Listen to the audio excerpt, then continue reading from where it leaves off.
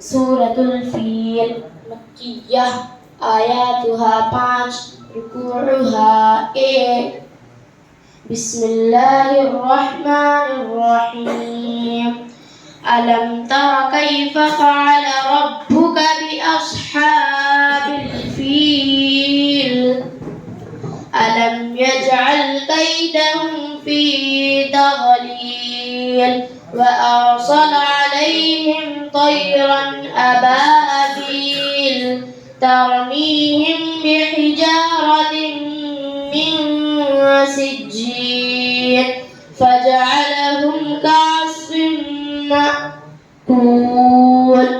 سورة القريش مكية آياتها 4 ركوعها 1 بسم الله الرحمن الرحيم لإيلاف قريش إيلافهم رحلة الشتاء والصيف فليعبدوا رب هذا البيت الذي أطعمهم من جوع وآمنهم من خوف. صدق الله العظيم.